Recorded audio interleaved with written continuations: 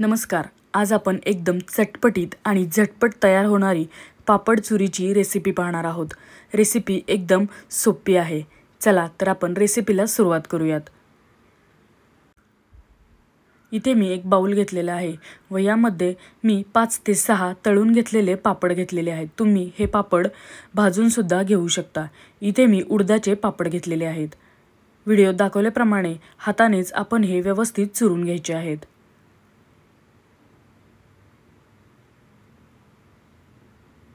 इथे तुम्ही तुमच्या आवडीच्या कोणतेही पापड वापरू शकता. पापड चुरून झाले की आपण यामध्ये बारीक चिरून घेतलेला कांदा घालणार आहोत. यासोबतच एक मीडियम साईजचा टोमॅटो बारीक चिरून इथे मी घेतलेला आहे. यामध्ये आपण चवीप्रमाणे मीठ घालणार आहोत. 1 टेबलस्पून इथे मी चाट मसाला घेतलेला आहे. अर्धा चमचा जिरे पावडर घेतलेली आहे. अर्धा चमचा इथे मी बेडगी मिरचीची पावडर घेतलेली आहे. अर्ध्या लिंबाचा रस आता आपण यावर घालणार आहोत.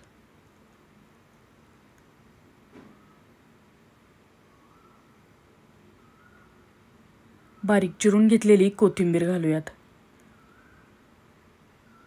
आता आपण हे सर्व व्यवस्थित मिक्स करून घेऊयात.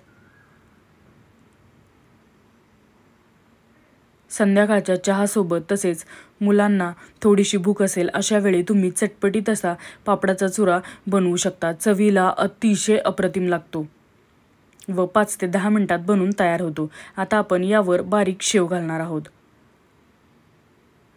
व आपला पापडाचा चुरा एकदम रेडी आहे.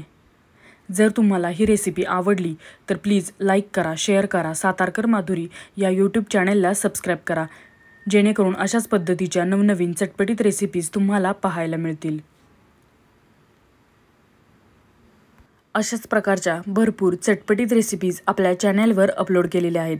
त्यासुद्धा तुम्ही स्नॅक्स रेसिपी या प्लेलिस्टमध्ये जाऊन पाहू शकता.